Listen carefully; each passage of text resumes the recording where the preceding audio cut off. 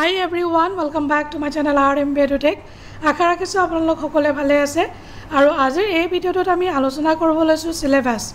আৰু কিহৰ ওপৰত এপিডিসিএল আৰু এইচিএলৰ যেটো পোষ্ট ওলাইছে এসিস্ট্যান্ট একাউন্টস অফিচাৰৰ পোষ্ট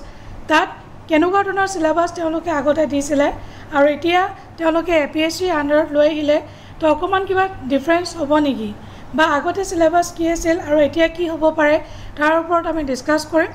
আৰু বহুত পোষ্ট ওলাইছে আপোনালোকে দেখিছে এতিয়া ভালদৰে প্ৰিপাৰেচন বিলাক কৰি ৰাখক আৰু মই আগৰ এটা নটিফিকেশন বা এডভাৰটাইজমেন্ট আপোনালোকৰ ওচৰত পঢ়িব লৈছো আৰু এয়া আছিল 2020 ত ওলাইছিলে এছক আপোনালোকে 2020 21 আৰু বহুত আগতে এবাৰ 2018 ত ওলাইছিলে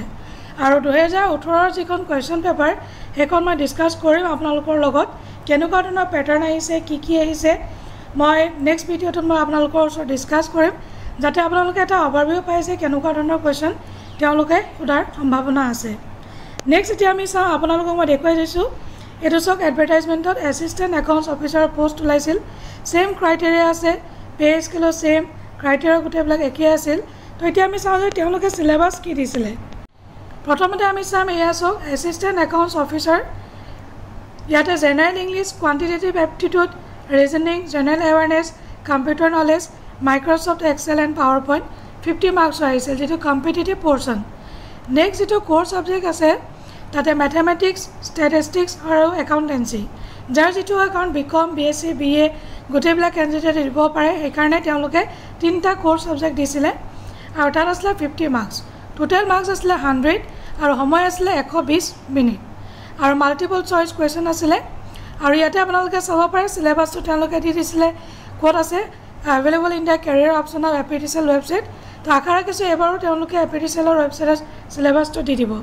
সবতকৈ ডাঙৰ কথা যে নেগেটিভ মাৰ্কিং আছিল নেকি each question will carry 1 mark for correct answer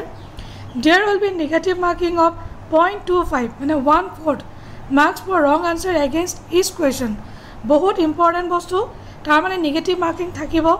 competition বহুত বেছি হ'ব লাস্ট টাইম যদি তেওঁলোকে যে ক্ৰাইটেৰিয়া ৰাখিছিলে মোৰ মতে এবাৰো তেওঁলোকে সেম ক্ৰাইটেৰিয়া ৰাখিব যেটো ক্যান্ডিডেট বহুত বেছি হ'ব তাৰ কাৰণে তেওঁলোকে নেগেটিভ মাৰ্কিং ৰাখিবই লাগিব এইখিনি আছিল আগৰ যেটো সিলেবাস এতিয়া যেটো সিলেবাস আপোনালোকে এপিএসসি সাইটত গৈ এটা সিলেবাস বুলি এটা নটিফিকেশনত আপোনালোকে পাব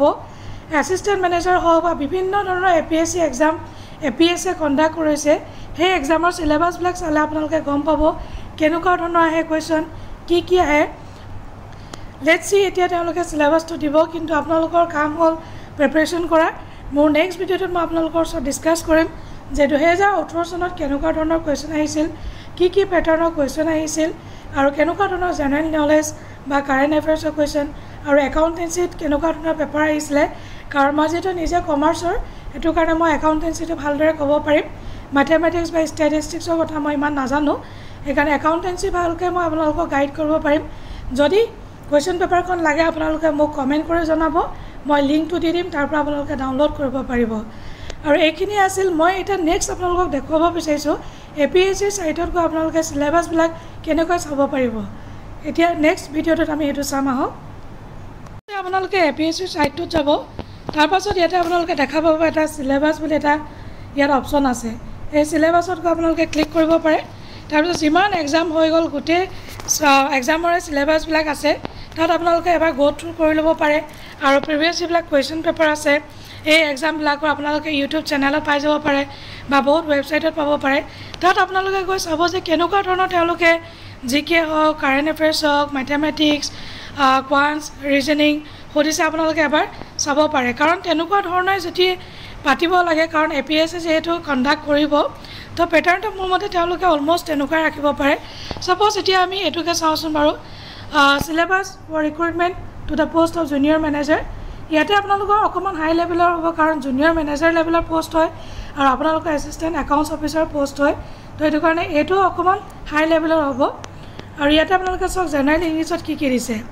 sentence completion sentence improvement ordering of words in a sentence spotting errors synonym antonyms idioms and phrases fill in the blanks word groups এবিলাক দিছে আৰু টোটাল মাৰ্কস আছে 25 number Next, general aptitude and emotional intelligence